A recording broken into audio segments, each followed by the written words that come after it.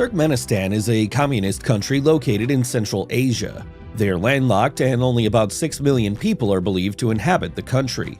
About 60% of its territory is covered by the Karakum Desert, making it one of the countries with the lowest population density. The region has been inhabited for thousands of years, and the historic Silk Road passed through it. During the 19th century, the territory was annexed to the Russian Empire and later became part of the Soviet Union. About 80% of its population is Muslim, and the other 20% are Orthodox Christians. According to The Economist magazine, Turkmenistan is currently considered the most dictator and radical country in the world, due to the most exaggerated prohibitions by its presidents.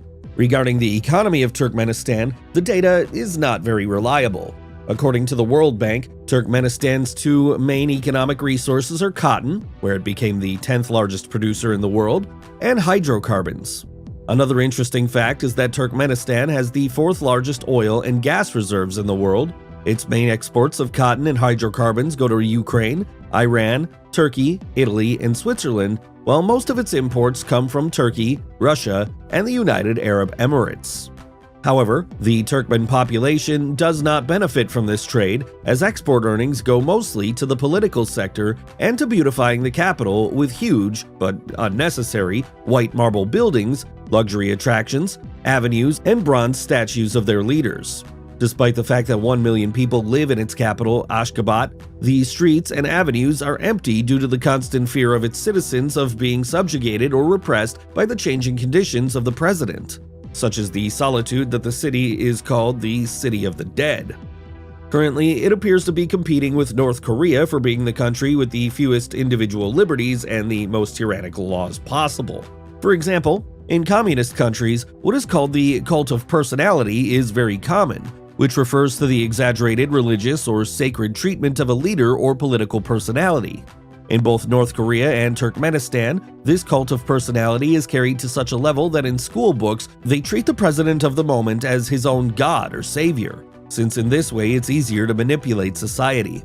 After the fall of the Soviet Union in 1991, Turkmenistan gained its independence. From then on, it barely had 3 presidents, or rather 3 dictators, and among them they seem to be competing to see who is capable of committing the craziest things possible.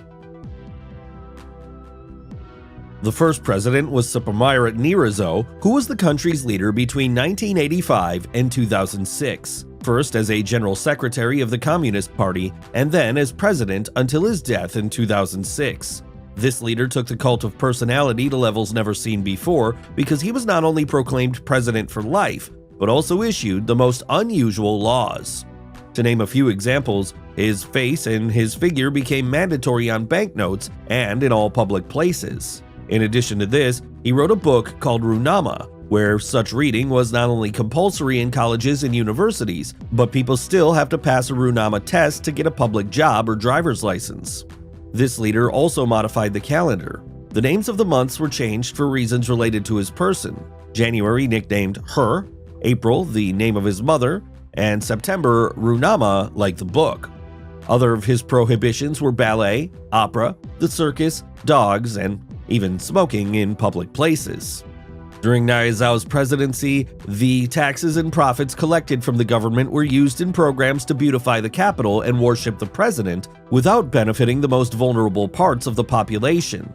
According to statistics from 2003, the unemployment rate exceeded 60% and a similar percentage of the population lived below the extreme poverty line.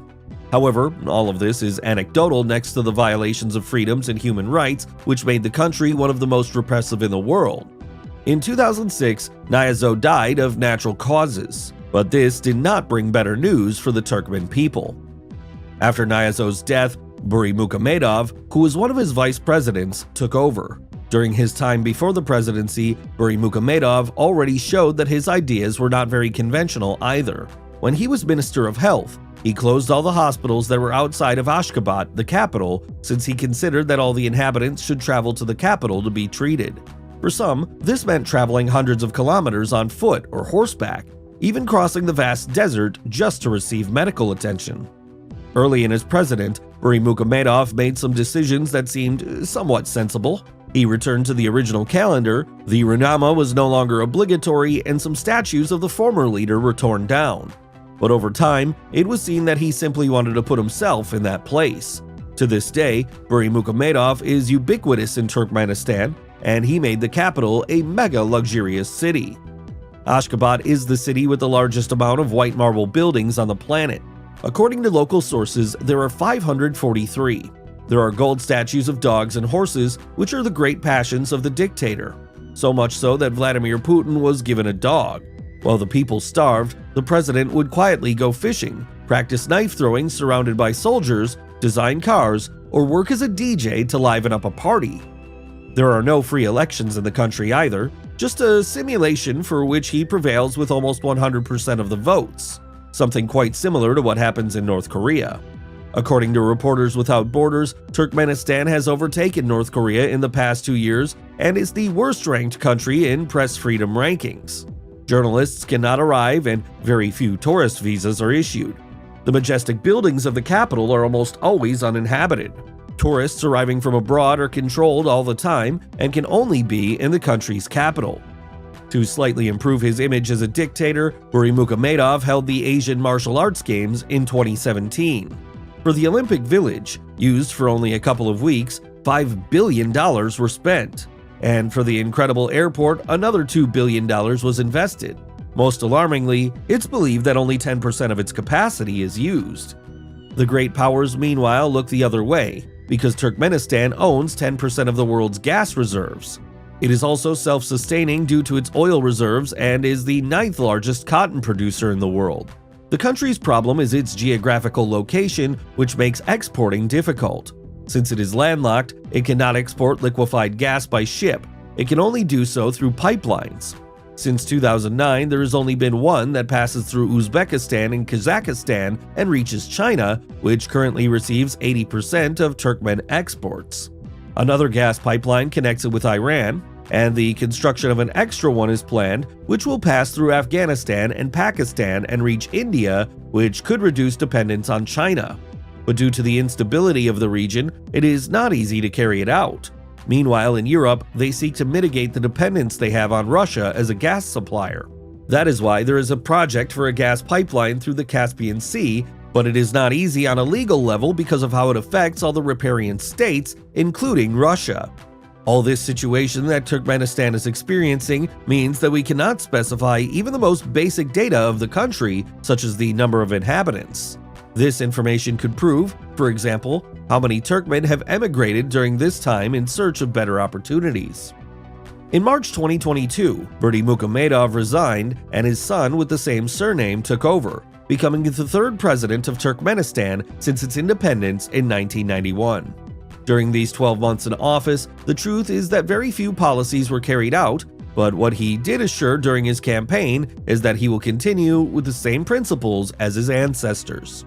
This makes us understand that everything will continue as before, that is, with the same repressive politics, prohibitions, limitations, and with the elimination of as many individual liberties as possible.